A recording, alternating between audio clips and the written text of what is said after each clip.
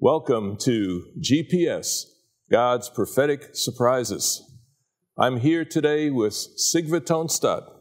You may remember him because he was one of the founding members of our panel here on GPS back in the beginning, the very first few programs. And then, unfortunately, he needed to move back to Norway and was not available from that time on. However, we have the opportunity of having him with us today for a special program of GPS. Just the two of us, a very special, talking about the book that we love, the book of Revelation.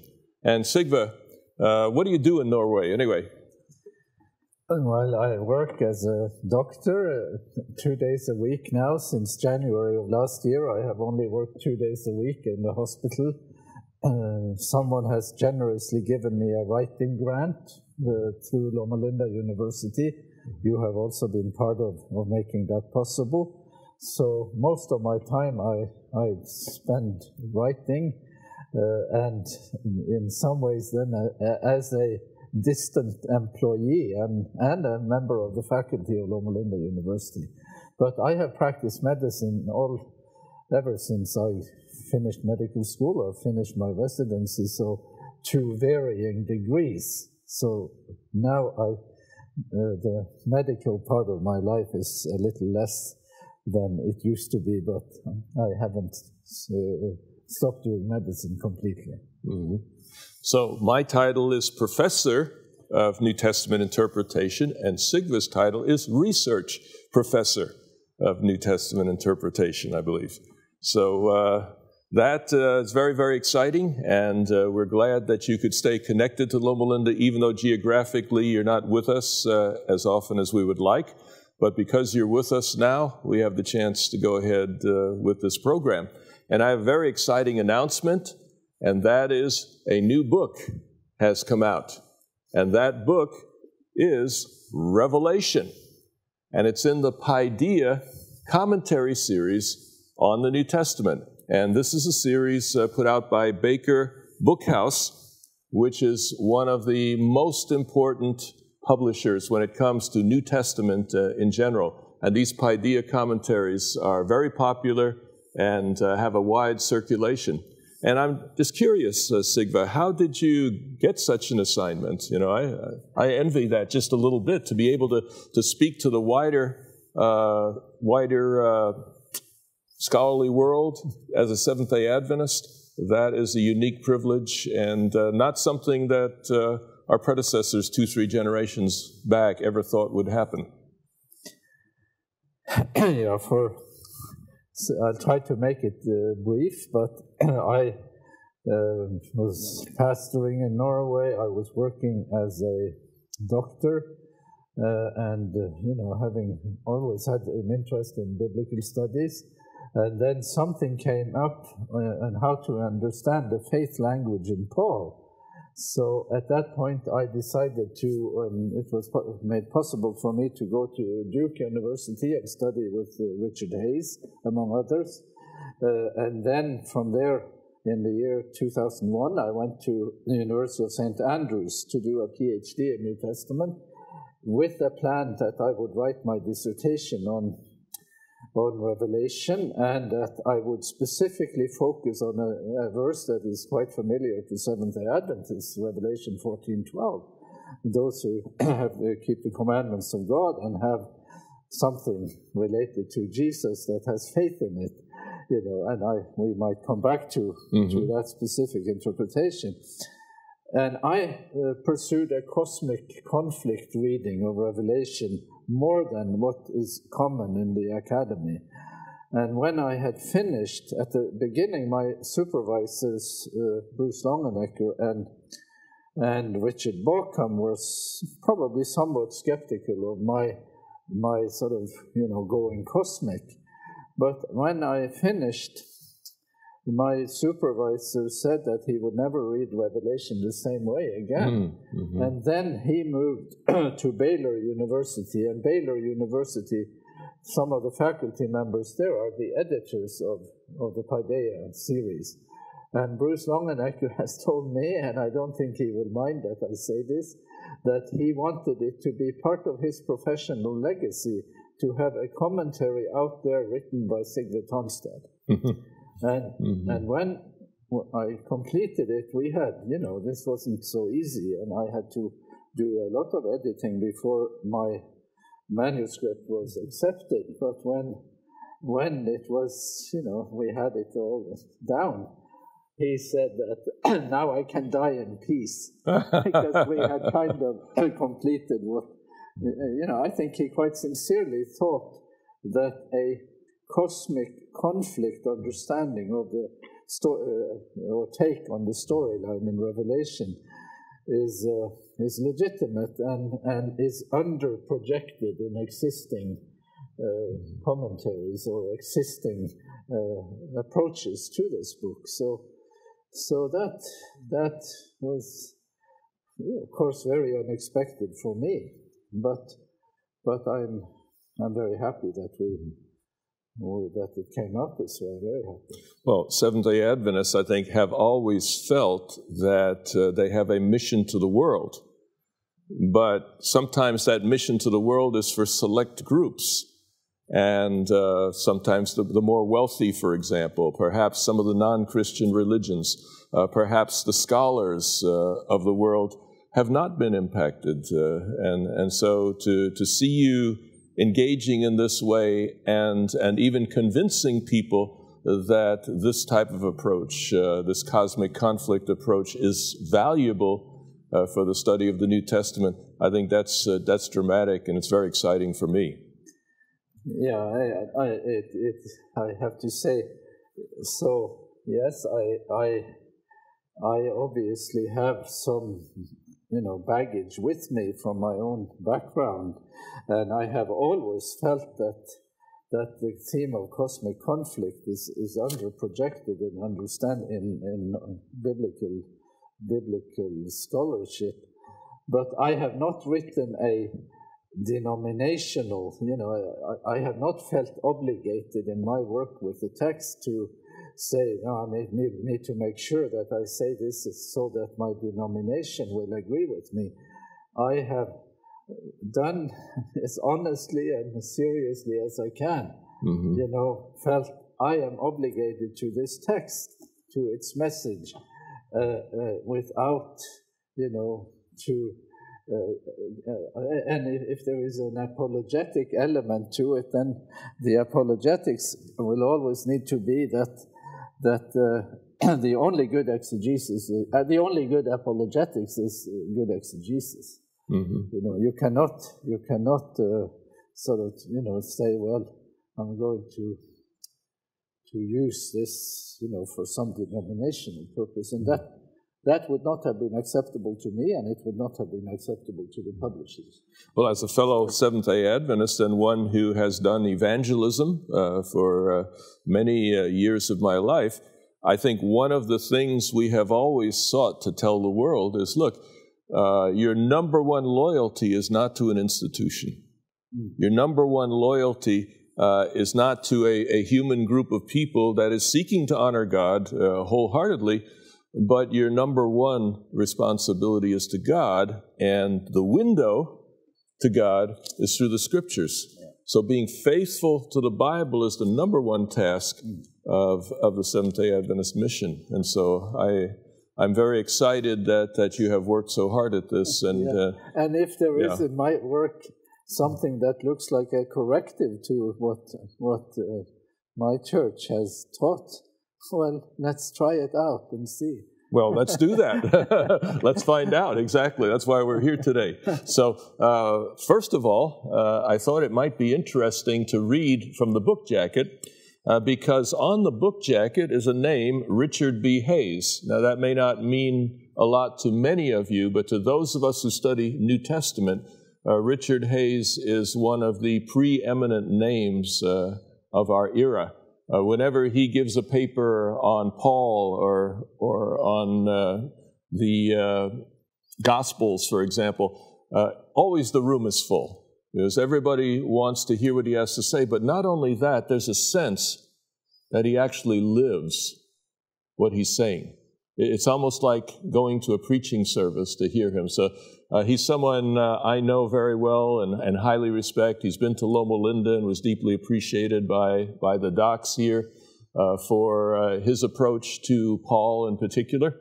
And let me share with you what he says, and maybe this will need a little translation along the way. It says, Tonstadt's remarkable commentary offers a comprehensive reading of Revelation that is both literarily sensitive and theologically incisive. Put it another way, it's beautifully written and gets deep into the details. With careful attention to the text's engagement with Israel's scriptures, in other words, how the book of Revelation relates to what Christians sometimes call the Old Testament. Attention to the text's engagement with Israel's scriptures, Tonstadt interprets Revelation as a Christologically centered disclosure of the astonishing, counterintuitive triumph of God's love over the cosmic power of evil. Put that another way, Tonstadt's commentary is a Christ-centered interpretation of how Jesus triumphs over Satan and over evil at the end. This deeply intelligent commentary, how I wish people would say that about my work. I love this. They do say that about your work. Behind my back? Well, that's good to know. Well, I said it up front now. Yes, but I love this. I mean, coming from Richard Hayes, it's kind of like, wow. This deeply intelligent commentary challenges historicist readings of the book as a simple document of political resistance to the Roman Empire. And what Hayes means by historicist is that many commentators see Revelation as a reaction against the Roman Empire, even though in the 7 churches, which are the plain language part of the book, there's no reference to the Roman Empire. But that's a popular view, and Sigve stands up against that view, as most Seventh-day Adventist scholars have, for, I think, good textual reasons. At the same time, it grapples thoughtfully with pervasive misreadings of Revelation, both in the Christian theological tradition and in Western literary culture more broadly, as a fountainhead of resentment and violence. In other words, a lot of people, particularly secular, sometimes atheistic, will look at Revelation and say, this is just full of violence. This is disgusting. How can you honor a book like that? And in fact, in the early church, there were a few people who were reluctant to even let it into the canon. But what you have done, I think, and what Hayes is talking about here, is to show that God is not the active agent in the violence of Revelation. We'll get into that in a moment, but let me finish this first. All who read this commentary will be forced to reconsider what they think they know about the apocalypse. Let anyone who has an ear listen. Fantastic endorsement of this commentary, and I encourage you to have a look at it at your next opportunity. So, Sigve, what about this business of divine agency? When you pick up the book of Revelation, you read it. I mean, it says, there's a trumpet blown in heaven, and here things happen on the earth, and there's a book opened up in heaven, and here things happen on the earth. It looks like God is actively engaged in some things that seem pretty violent. How do you work your way through what a surface reading might suggest? Well, that is one of the most important decisions you make on interpretation. So you look at the seals, at least from the second seal onward. There is war, there is famine, there is death. You look at the trumpets, the bad things, one bad thing after another. You look at the bowls, it's getting worse. It's similar to the trumpets, it's just getting worse. And the question is, who is doing it? And in my understanding and in my as careful explanation as I can do, I say this is demonic activity. And what is God doing? He is exposing it. God exposes the activity of the other side. Yes, he blows the trumpet, but not so as to have God as the acting subject, that God is not the one who executes here. He is the one who reveals it. And interpreters of Revelation, I will say 90%, 95%, have all assigned these calamities to God. Very few think that there could be some other explanation. Now, even if you say, as I do, that God is permitting it, that is, that is a problem too. That is something one needs to think about. But here, in my understanding, God is exposing its revelation as expose of the activity of the other side. And we, as readers, we have often been guilty of sending the bill for the calamities in the world to the wrong address. And we have been guilty of that as readers of Revelation too, because we have said, as many say, this is a horribly violent book, and God is doing all these things, and who wants to have anything to do with such a God? The psychiatrist Carl Gustav Jung says that you should not, that the writer of Revelation is a very unbalanced person. He needs to, see a psychiatrist.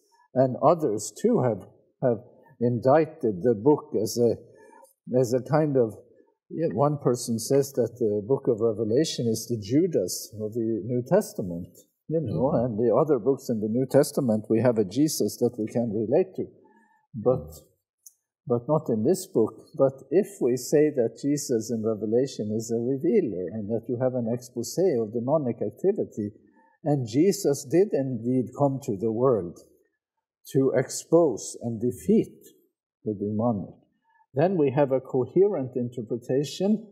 We are not playing games with the text, and we do not have divine agency. We have demonic agency. Well, I can honestly say, my son is constantly reporting back to me from all the atheists in his internet circles. He's part of these internet chat groups and stuff, and every so often I hear him pounding the wall and stuff. He's so frustrated with the kind of things they say about the Bible and about God and so forth. So it's evident that a lot of people, even Christian ministers, will read the book of Revelation and see retribution as a major, major thing.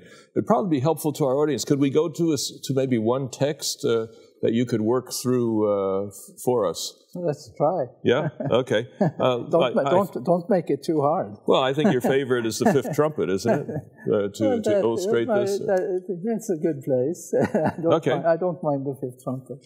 All right. So how would you, in the fifth trumpet, you have a trumpet sounds, and a star falls, and the pit of the abyss opens up, and all kinds of stuff is going on. So how would you go about showing somebody that text is talking about Satan rather than God's active judgments, let's say? Yeah. So the expert in our faith community on the trumpets is Jon Paulien. So it's you who have done much of the groundwork, and you have also been one of the major change agents in how to read Revelation with respect to how Revelation uses the Old Testament.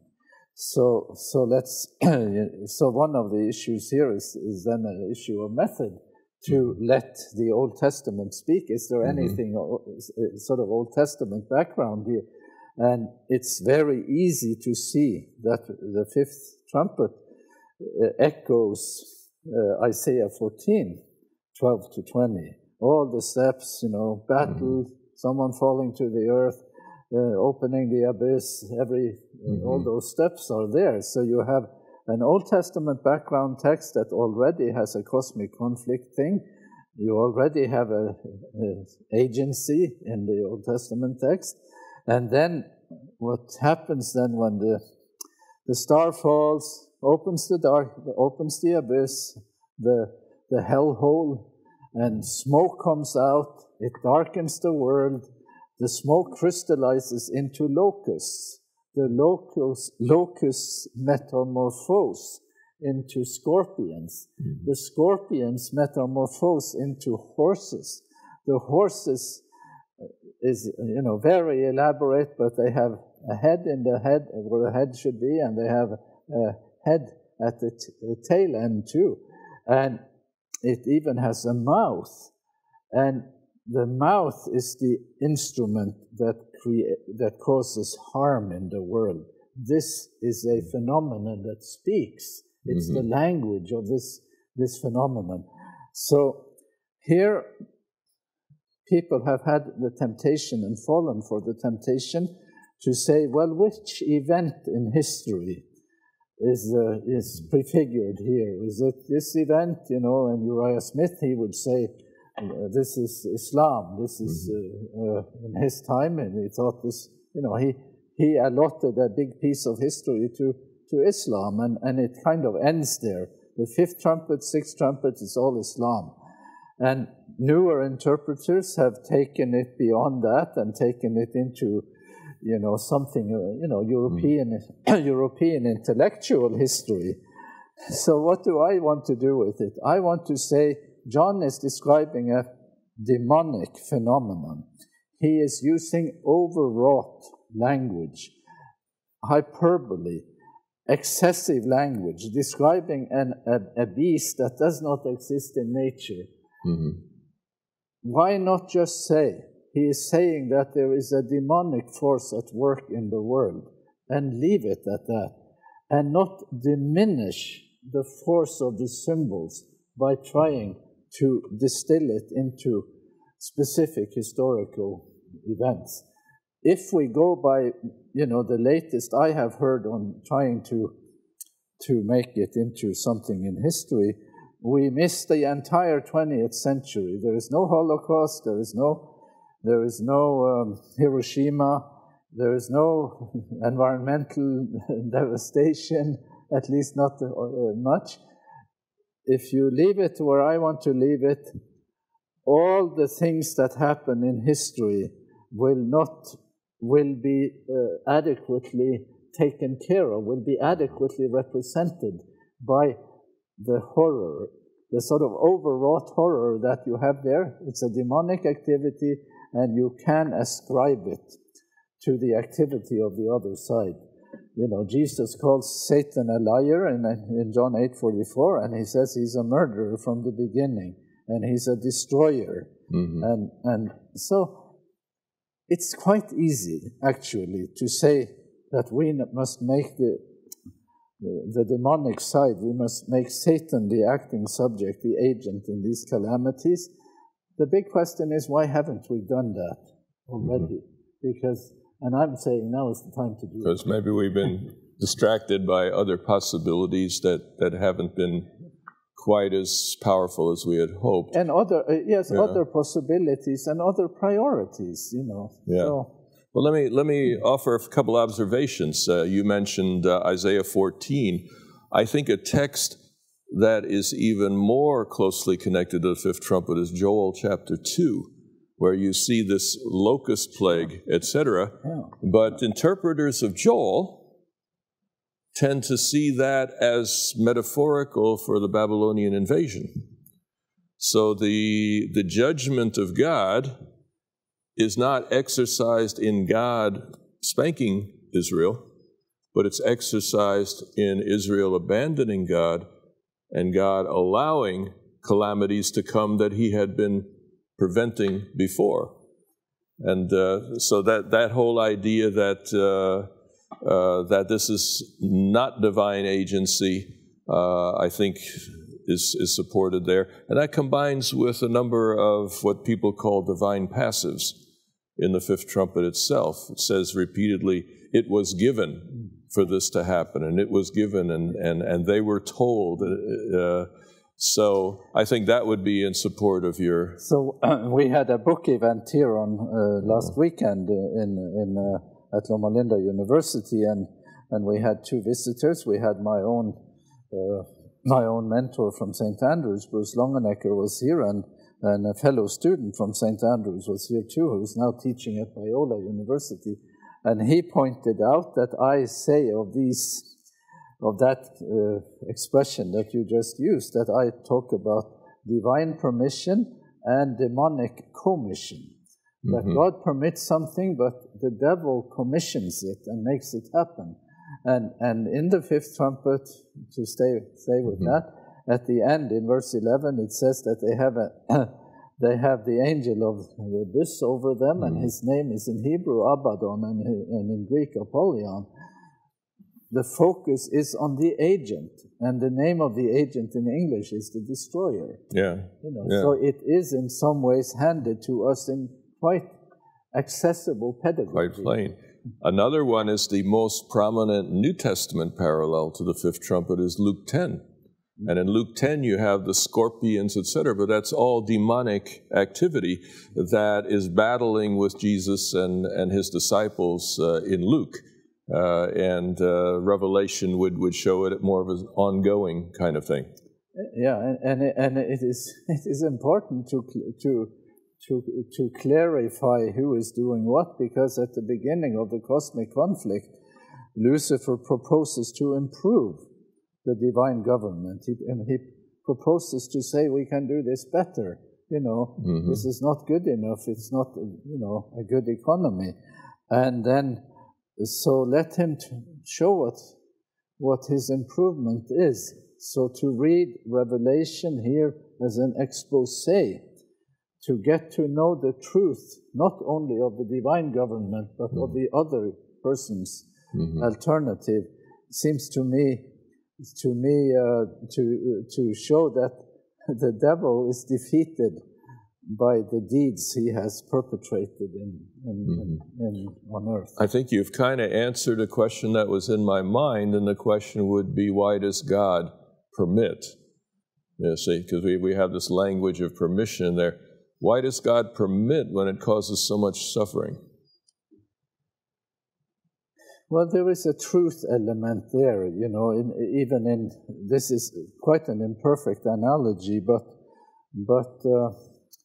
guilt must be proven, that you cannot in a society of law arrest someone for things they have not yet done. So there is that sort of evidentiary burden is a risk of any sort of permissive system. So that is some, can God sustain that? And of course, so I say, yes, God does permit it, and God makes it up to the victim.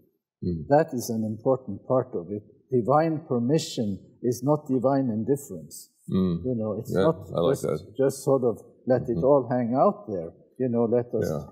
So God has not disengaged. He does make it up to the victim. So you're taking very seriously the title of the book, which is Revelation. And in a sense, the dimension you're adding here is not only a revelation of Jesus Christ, but it's also a revelation of this alternative form of government that needs to be exposed, that needs to be totaled up so that it can be dealt with in the end. So anyway, well, it's good to have you with us again for this special edition of GPS. I'm Jon Paulien, and this has been Sigve Tonstad, and we've been exploring deeply into the book of Revelation again. And we look forward to another session soon. See you then.